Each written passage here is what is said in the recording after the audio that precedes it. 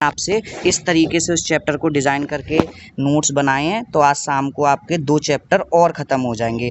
इस चैप्टर को ख़त्म करके हम 25 नंबर का सिलेबस कंप्लीट कर लेंगे। मैं ऑलमोस्ट कोशिश करूँगा कि 70% आपका पेपर से पहले ख़त्म कर दूँगा सिलेबस। तो अब हम शुरू करते हैं अपना चैप्टर नंबर 5 चैप्टर है विष उपद्रव and disease cause due to the exposure of विष। मतलब बिल्कुल पैटर्न में एनसीआईएसएम ने जो सिलेबस दिया है वो बहुत ही साइंटिफिक और सिस्टमेटिक है।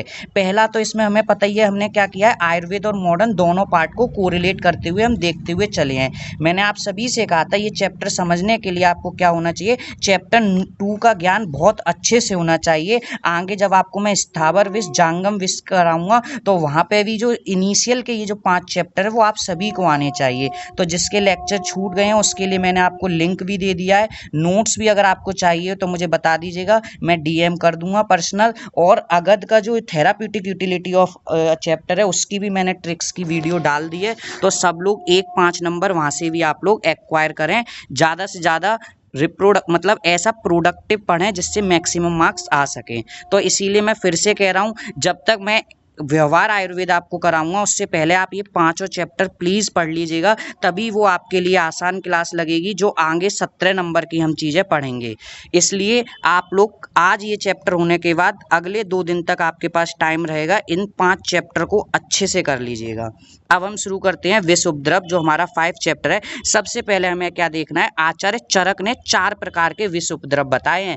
अब श्लोक याद हो जाए बहुत बढ़िया, वरना हिंदी में और चैप्टर की समरी पता होनी चाहिए क्योंकि ये रिवीजन क्लास है। विष उपद्रव के आचार्य चरक ने क्या कहा है, 4 तरीके के विष से अगर उचित मात्रा में सम्यक समय पर अगर चिकित्सा नहीं प्राप्त होती है रोगी को तो 4 प्रकार के लक्षण उत्पन्न होते हैं। कौन से, मद मूर्छा विषाद हृदय द्रव। जैसे हमने पढ़ा है मद मूर्छा संन्यास होता है, बस यहाँ पे हमें मद मूर्छा विषाद और हृदय द्रव ये किसने बताए हैं, आचार्य चरक ने 4 उपद्रव बताए हैं। ठीक है, फिर आचार्य भागवत ने विष के उपद्रव 16 बताए हैं। बहुत इंपॉर्टेंट है, कई बार पूछा जाने वाला है। आप प्रीवियस ईयर में सीनियर्स के पेपर उठाएंगे तो जिस तरीके से जो आपकी चतुर्विंशति चिकित्सा थी विष की, ठीक उसी प्रकार ये जो 16 उपद्रव हैं इसका भी श्लोक अगर याद कर सके तो कर लीजिएगा, इंपॉर्टेंट है, बहुत सरल है। ज्वर काश वमी श्वास हिदमा तृष्णा अति मूर्छनम विषो भेदो अति काठिन्य अनाहो वस्तिम ऊर्ध्वम रोग मतलब बस्ती प्रदेश में और सिर प्रदेश में पीड़ा, सबतु सुसोत स्वेलिंग आ जाती है, पूति दंसत्वम मतलब सड़े गंध आती है, पूति माने दुर्गंध आती है, जिस जगह पे डंस हुआ है वहां से फॉल्स स्मेलिंग आने लगती है, रक्त का स्राव हो जाता है और विष अनिला वात अनिल हो जाता है। मतलब बहुत ज्यादा जो विष है वो प्रकोपित होकर वात के थ्रू आपके पूरे सर्व शरीर में फैल जाता है। ये 16 लक्षण है। एमसीक्यू में भी पूछा जा सकता है कि आचार्य भागवत ने विष उपद्रव कितने बताए हैं, तो आप सभी लोग कितना बताएंगे नंबर में, 16। और आचार्य चरक ने कितने बताए हैं, 4 बताए। तो याद रखना क्या है, मद मूर्छा यहाँ पे विषाद आ जाएगा संन्यास की जगह पे और हृदय द्रव, और ये 16 का आप सभी ने श्लोक याद कर लिया होगा, कर लीजिएगा। 5 नंबर देखिए मैं जहां जोड़ दे रहा हूं पेपर होने के बाद मैं आपको फिर से जोड़ूंगा, देखूंगा, कहूंगा। देखिए रिकॉर्डिंग में भी मैंने कहा था जो आप पढ़ रहे हैं वही मेनली क्वेश्चन पूछे जाएंगे। तो ज्वर काश वमी श्वास हिदमा तृष्णा अति मूर्छनम विषो भेदो अति काठिन्य मतलब विबंध हो जाएगा, विषो भेदो मतलब अतिसार हो जाएगा, अनहा हो जाता है, बस्ती में पीड़ा होगी, सिर में पीड़ा हो जाएगी, सबतु होगा। ये सब क्या है, उपद्रव है, किसके, विष के उपद्रव हैं। तो 16 आचार्य भागवत ने बताए हैं। यही आपने टेबुलर फॉर्म में मैंने आपको नंबरिंग में भी दिखा दिया है। ज्वर काश वमी श्वास हिदमा, वही जैसे हिक्का कह रहे हैं, अति तृष्णा मूर्छा अतिसार विबंध अना बस्तीसूल सिरसूल सबतु पूति दंश रक्तस्राव और विषवात। ये हमने देख लिया। पहला अपना एनसीआईएसएम का पॉइंट क्लियर हो जाता है इस चैप्टर का कि बस विष उपद्रव आचार्य चरक ने 4, भागवत ने 16, पॉइंट खत्म। अगला हम देखते हैं ड्रग इंड्यूस्ड टॉक्सिसिटी क्या होती है। अब हम जानते हैं टॉक्सिसिटी का मतलब क्या है, विषाक्तता कहते हैं। एक इसकी यूनिवर्सल डेफिनेशन होती है कि ये क्या कहलाएगी, अगर ये कंडीशन आई है तो उसे हम क्या कहेंगे, दिस इज कॉल्ड टॉक्सिसिटी। तो सबसे पहले टॉक्सिसिटी रेफर्स किसे, हम किस चीज को टॉक्सिसिटी कहेंगे, तो जब कोई सब्सटेंस, हाउ अ सब्सटेंस, अब वो हार्मफुल और पॉइजनस कोई भी सब्सटेंस हो सकता है। इन फार्माकोलॉजी की दृष्टि से अगर अगर मैं देखूंगा कि ड्रग टॉक्सिसिटी क्या होती है, तो जब आपको किसी डॉक्टर ने कोई मेडिसिन प्रिस्क्राइब्ड की और अगर आपने उसकी ओवरडोज ले ली तो जो आपको साइन और सिम्टम्स दिखाई देते हैं तो वो क्या कहलाएगा, वो उस ड्रग की टॉक्सिसिटी कहलाएगी।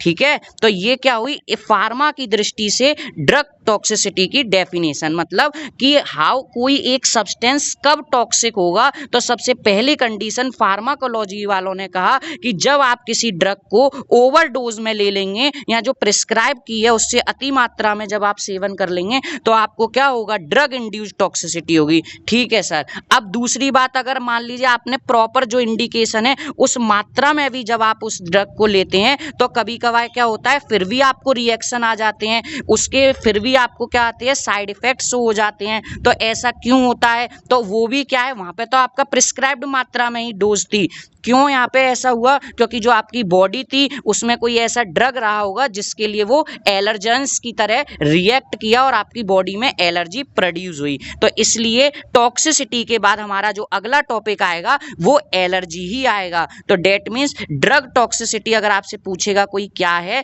It is defined as, important है, याद कर लीजिएगा डेफिनेशन ड्रग टॉक्सिसिटी। यहाँ हम टॉक्सिसिटी ड्रग की ही क्यों कर रहे हैं, क्योंकि हम इधर चिकित्सा की दृष्टि से जो उपद्रव हुए हैं उसको समन करने के लिए या जो आपको विष से उत्पन्न जो लक्षण आए थे उसकी चिकित्सा करते समय कभी कभी क्या होता है, आपको इंड्यूस्ड टॉक्सिसिटी के जो ड्रग से इंड्यूस्ड टॉक्सिसिटी है ये लक्षण हमें दिखाई दे जाते हैं। तो ड्रग टॉक्सिसिटी कैसे डिफाइन करेंगे, a diverse array of adverse effect. हम दे रहे थे सही करने के लिए पर हमें दिखाई कैसे दे रहे हैं, एडवर्स इफेक्ट दिखाई दे रहे हैं। वो कब हो सकते हैं, which are brought about through the drug use, जब हम उसे यूज कर रहे हैं आइदर इन थेराप्यूटिक यूज और in non therapeutic use. Important point है, हमेशा याद रखिएगा, वाइवा में पूछ सकते हैं क्या ड्रग की टॉक्सिसिटी ओनली इन प्रिस्क्राइब्ड मात्रा से ज्यादा लेने पे ही आएगी कि नहीं, जब आप ड्रग को अंडर द डोज भी यूज करते हैं तब भी कभी कभार ड्रग की टॉक्सिसिटी शो हो जाती है। बताओ ये डेफिनेशन क्लियर हुई या नहीं हुई, जल्दी बताइए आप लोग। जी बॉस। ठीक है, अब कारण क्या हो सकते हैं, खुद सोचो कि आपको ड्रग टॉक्सिसिटी क्यों हुई। पहला तो आपकी नॉर्मल इम्यूनिटी थी, आपको कोई एलर्जी या कोई किसी ड्रग से सेंसिटिविटी नहीं थी, तो रीजन क्या रहा होगा ड्रग टॉक्सिसिटी का, क्योंकि आपने ओवरडोज में ले ली है। ठीक है, पहला रीजन। दूसरा क्या हो गया होगा, कोई आपने एडवर्स ड्रग रिएक्शन हो गई है, मतलब जो आपकी बॉडी में, जो मैं आपको बता रहा हूं, मतलब सेंसिटिविटी वो वाला ड्रग, जैसे कि पेनिसिलिन है। हमेशा याद रखना है जब भी हम पेनिसिलिन देते हैं तो उसका सेंसिटिविटी टेस्ट कर लेते हैं। तो एक ये रीजन हो सकता है। अनदर रीजन क्या हो सकता है, आपकी एज क्या है, आपकी एज कम है और आपने वो ड्रग ले ली, आपकी किडनी फंक्शन कैसा है, बॉडी में हाइड्रेशन कैसा हो रखा है, एक्सेट्रा एक्सेट्रा। तो ये कुछ रीजन है, 3 रीजन है बेसिकली। एक तो क्या है, ड्रग की ओवरडोज होना, दूसरा आपकी बॉडी सेंसिटिव होना किसी ड्रग के लिए, और तीसरा आपकी जनरल कंडीशन, किडनी की क्या हालत है, आपकी लिवर की क्या है, एज क्या है। ये क्या होते हैं, कुछ बेसिक रीजन है जिसे मैं कॉज भी कह सकता हूं।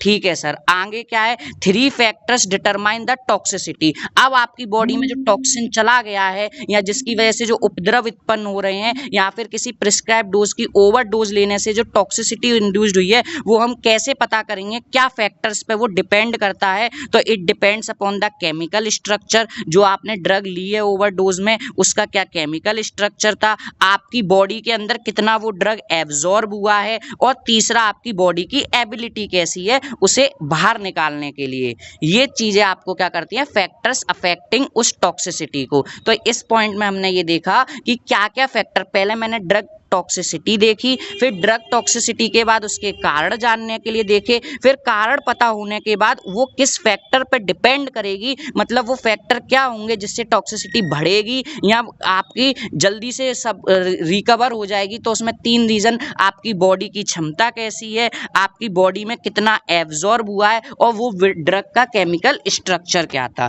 ठीक है, ये चीज। अब उसके बाद क्या साइन और सिम्टम्स होते हैं ड्रग टॉक्सिसिटी के, तो जो हमने सेकंड चैप्टर में मैं आपसे फिर से बोलता हूँ, पूरे इस अगत तंत्र का सेकंड चैप्टर में जो सिम्टम्स, जो चिकित्सा दी है वो हर जगह अप्लाइड होनी है, तो वो चैप्टर जरूर पढ़ लीजिएगा। वही कॉमन सिम्टम होंगे, मतलब हम विषाक्तता के बारे में पढ़ रहे हैं तो विषाक्तता चाहे ड्रग की वजह से उत्पन्न हुई हो या किसी पॉइजन की वजह से हो रही हो तो सिम्टम तो वही आएंगे। क्या डायरिया होगी, डिजीनेस, चक्कर आएगी, nausea, vomiting, stomach pain, weakness, convulsion, जो हम इतने सारे पीछे पढ़ते हुए आए थे वही आपको लिखने हैं। तो ये क्या हो जाते हैं, इसके सिम्टम्स हो जाते हैं। फिर ये क्या आते हैं, कॉमन सिम्टम। अब सीवियर सिम्टम अगर देखा जाए, ये सब क्यों लिखेंगे, अभी आपको सीवियर सिम्टम में एटेक्सिया, आप सभी जानते हैं क्या रहता है, इनकंट्रोल बॉडी मूवमेंट, क्लमसी मूवमेंट होते हैं, मतलब चाल टेढ़ी मेढ़ी, अनेबल टू वॉक, ऐसे वो क्या कहलाता है, एटेक्सिया। हैंड्स में ट्रिमर आ जाएंगे, हार्ट की प्रॉब्लम हो जाएंगे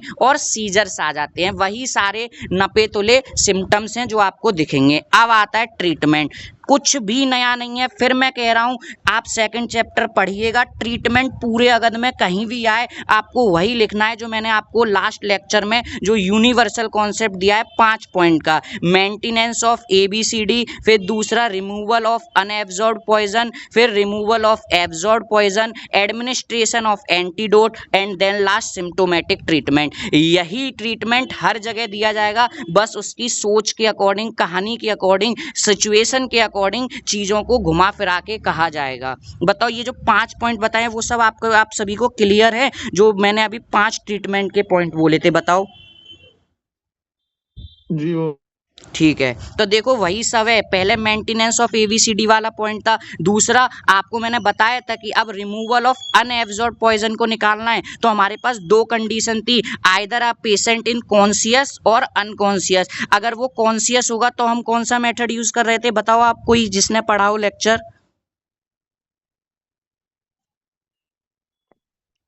बताओ जल्दी से। अगर अनएब्जॉर्ब्ड पॉइजन को निकालना है और पेशेंट आपका कॉन्शियस है तो आप उसे क्या कराएंगे निकालने के लिए? स्टमक वॉश कराते थे। अच्छा, और अनकॉन्शियस में?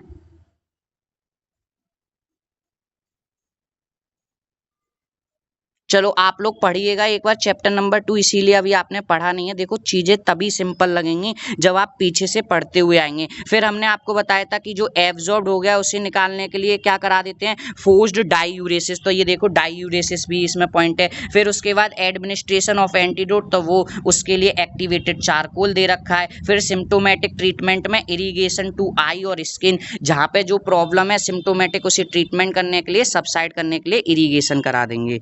Very good. गैस्ट्रिक लीवाज बताया था, हाँ बिल्कुल सही है। ठीक है, एक और बताया था एमिसिस, उल्टियाँ करा देंगे उसे। ठीक, अब हमारे 2 पॉइंट हो जाते हैं NCISM पॉइंट ऑफ व्यू के अकॉर्डिंग। सबसे पहले हमने विष उपद्रव देखा, फिर ड्रग टॉक्सिसिटी देखी। बताओ ये दोनों पॉइंट क्लियर हैं या नहीं है? क्लास समझ में आ रही है? ज्यादा स्पीड तेज तो नहीं हो रही है? क्लियर है ना? जी देखो ये 22 बैच वालों की वजह से थोड़ा स्पीड में करा रहा हूँ, 23 बैच वालों के लिए अलग से क्लासेस जब इनके पेपर हो जाएंगे तो बिल्कुल धीरे धीरे कोरिलेट करते हुए आयुर्वेद मॉडर्न को बाकी और जो आपकी चिकित्साएं वहाँ पे सब जगह आपको समझाते हुए मैं डिटेल में कराऊंगा। पर अभी केवल आप एक तरीके से रिवीजन क्लासेस इनको ले सकते हैं। तीसरा हमारा पॉइंट आता है ऑक्यूपेशनल हजार्ड्स, आ सकता है यहाँ पढ़ लो, स्वस्थ व्रत में भी ये है। और आप देखोगे 21 बैच का जो मेन प्रॉप हुआ था वहाँ पे ये क्वेश्चन आ चुका है 5 नंबर में। तो आप लोग फिर से इसे नेगलेक्ट ना करें, सिर्फ आपको कॉन्सेप्ट पता होना चाहिए, अपने आप पेपर में पेन चलेगा कि ये नाम का एक कॉन्सेप्ट था और इसके अंदर ये कंटेंट था। तो ऑक्यूपेशनल हजार्ड समझने से पहले इस वर्ड को हम 2 भागों में तोड़ देते हैं। पहले मैं देखूंगा हैजार्ड्स का मतलब क्या होता है, फिर उसको मैं ऑक्यूपेशन से जोड़ दूंगा तो ये मेरे अपने आप मतलब समझ में आ जाएगा ऑक्यूपेशनल हजार्ड्स क्या होता है। तो सबसे पहले हम हजार्ड समझेंगे, ये क्या है।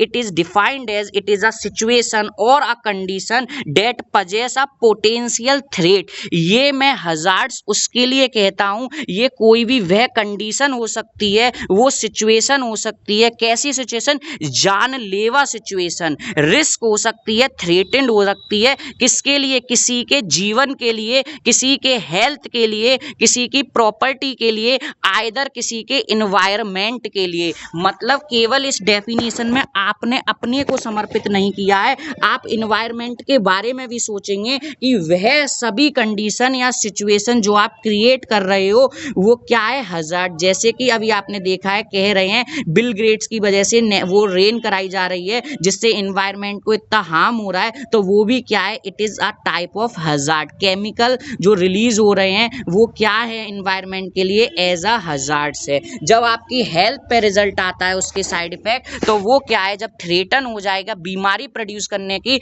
तो वो सब हजार्ड्स कहलाते हैं। ये एक ब्रॉड पॉइंट ऑफ व्यू मैंने देखा।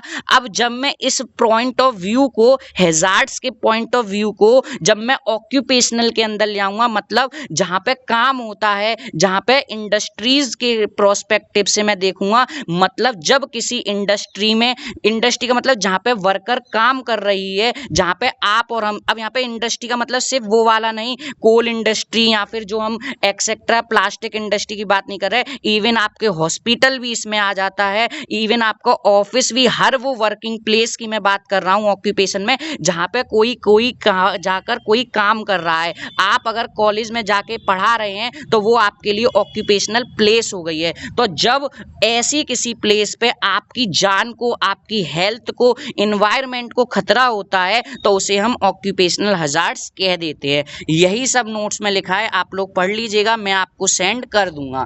फिर आगे देखेंगे, एक ऑर्गेनाइजेशन है ओसा नाम से, OSHA। आप इसको बोल्ड करके लिख के आएंगे पेपर में। बस यही चीज होती है कि आप फेंक रहे हैं चीजों को या पढ़ के आए हैं। OSHA क्या है, occupational safety and health administration. ये एक ऑर्गेनाइजेशन है जिसने 5 कैटेगरी डिवाइड की हैं, किसकी, ऑक्यूपेशनल हजार्ड्स की। मतलब जो वर्कर है, जो आप काम करने वाले जो पीपल्स हैं, जो जा रहे हैं अपनी सेवाएं दे रहे हैं किसी एक जगह पे, किसी प्रीमिसेस में, तो उनको ये 5 तरीके के खतरे हो सकते हैं उनकी जान माल को लेके। बताओ ये बात क्लियर हुआ ऑक्यूपेशनल हजार्ड या नहीं, जल्दी बताओ। जी बॉस। जी बॉस। Yes boss. वैसे ही यस बॉस कह देते हो आप लोग, फिर आंसर क्यों नहीं करते हो, मुझे ये चीज समझ में नहीं आती है। अभी मैं पूछूंगा आप सभी से पूरा चैप्टर जो मैं पढ़ा रहा हूँ, एक एक बच्चे से फोन पे पूछ सकता हूँ। अभी क्लियर आप सभी बता पाओगे ना क्या क्या इस चैप्टर में पढ़ा है? बॉस एक बार और बता दीजिए। एक बार और बता दीजिए। Very good. किसने पूछा? सर आशुतोष गुप्ता। आशुतोष गुप्ता। कहाँ से हो आशुतोष आप? कानपुर। ठीक है, तो आशुतोष आप बेझिझक होके पूछ लिया करो, जब नहीं समझ में आए तो वहां पे आप तुरंत कह दो, दोबारा बता देंगे। आप 22 बैच से हो आशुतोष? नो नहीं बॉस, 23 बैच से हूँ। अच्छा चलो ठीक है, फिर तो आपके पास बहुत टाइम है। कौन सा पॉइंट पूछना है, सेकंड नंबर का या थर्ड नंबर का? जो आपने जो ऑक्यूपेशन हैजार्ड वाला बताया ना, अच्छा तो थोड़ा सा इसमें मतलब मैं मतलब जो बुक में देख रहा हूँ, थोड़ा मुझे डिफरेंस समझ में आ रहा, थोड़ा तो समझ नहीं आया। हाँ बिल्कुल बिल्कुल। तो देखो, जब ये आप पॉइंट और बात बता देते हैं तो देखो समझना हमें ये था, NCSM का थर्ड नंबर का इसमें पॉइंट था 5th चैप्टर का, कि ऑक्यूपेशनल हजार्ड्स क्या होते हैं। तो बिल्कुल बुक में बहुत कुछ दे रखा होगा, आप लोग एक बार उसकी भी रीडिंग लगा लेना। सबसे पहले मैंने कहा इस चीज को समझने के लिए आप हजार्ड्स का मतलब समझो, फिर ऑक्यूपेशनल को जब इससे कोरिलेट कर देते हैं तो ये ऑक्यूपेशनल हजार्ड वर्ड बन जाता है। तो हजार्ड्स का मतलब क्या है, it is defined as it is a situation that possess a potential threat, risk to life, health or property or the environment। ठीक है sir. Any illness associated with the specific occupation, जहां आप जिस occupation में हैं उससे related जब आपको कोई बीमारी होने लगती है, उससे एसोसिएटेड जब आपकी बॉडी में इलनेस प्रोड्यूस होती है, अब वो आपके वर्क के ऊपर डिपेंड करता है। जो ग्राइंडिंग इंडस्ट्रीज में, स्टोन इंडस्ट्रीज में, तो उसे रेस्पिरेटरी प्रॉब्लम होगी। जो ऑफिसेज में है, लंबे समय तक कंप्यूटर पे बैठ रहे हैं, तो उनको आई रिलेटेड डिसऑर्डर होंगे। तो ये वर्क स्पेसिफिक ऑक्यूपेशन पे डिपेंड करेगा। आपको नर्वसनेस, स्ट्रेस, बॉस के द्वारा एक्सेसिव जो काम का लोड है, तो उसे हम आगे आएगा इसके हजार्ड्स के जब हम क्लासिफिकेशन देखेंगे, फिजिकल, केमिकल, बायोलॉजिकल, एर्गोनॉमिक्स, तो ये उसके अंदर स्पेसिफिक ऑक्यूपेशन पे जाके हम देखेंगे। तो इन सभी कंडीशन को हम ऑक्यूपेशनल हजार्ड्स कह रहे हैं। इनसे जो डिजीज, क्रिएट हो रही हैं अलग अलग फिजिकल, केमिकल, फिजियोलॉजिकल फैक्टर्स की वजह से, उस वर्क प्लेस पे, उस कंडीशन की वजह से, उसको हमने टर्म क्या दे दिया है, एम्प्लॉयमेंट की हेल्थ को ध्यान में रखते हुए ऑक्यूपेशनल हजार्ड्स। अब शायद बात समझ में आ गई होगी आशुतोष। Yes boss. ठीक है, किताब में बहुत कुछ है, आप वहाँ भी पढ़िए। नोट्स क्या हैं, उन जो किताब हैं उसका एक्सट्रैक्ट है। नोट्स में कहीं कोई प्रॉब्लम आए तो आप लोग मुझे पूछ सकते हो 5 बजे के बाद।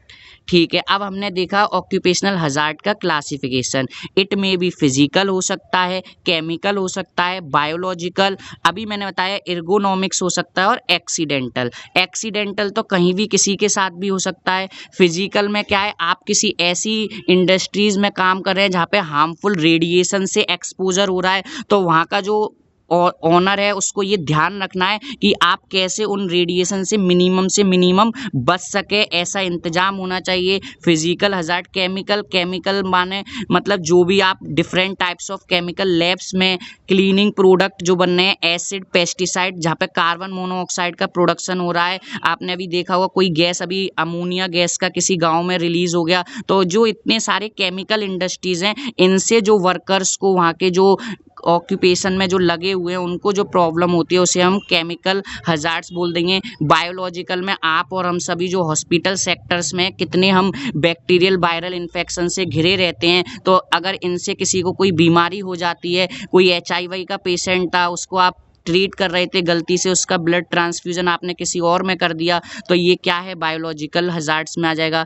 एर्गोनॉमिक्स क्या है, these are the hazards which are put strain of your body. Even आपको हजार्ड्स के अंदर जो आपकी बॉडी पे स्ट्रेस आ रहा है किसी वर्क को लेके, किसी आपके सीनियर प्रेशर की वजह से, या आपकी बॉस की वजह से, कंपनी की वजह से, उसको भी हमने किस में लिया है, एर्गोनॉमिक्स। मतलब आप कंटिन्यूसली खड़े होके काम कर रहे हैं, एक्स से बैठ के काम कर रहे हैं, जिससे आपकी बॉडी पे, आइज पे स्ट्रेन आ रहा है, वो सब एर्गोनॉमिक्स हुआ। फिर एक्सीडेंटल तो बाय एक्सीडेंट जो आपकी बॉडी के इल इफेक्ट प्रोड्यूस होगा आपकी हेल्थ को, उसे हम ये कहते हैं। फिर इसके बाद प्रिवेंशन आता है। प्रिवेंशन 3 तरीके का है, प्राइमरी है, सेकेंडरी है, टर्सरी है। बस एक एक लाइन में मैं आपको समझाऊंगा।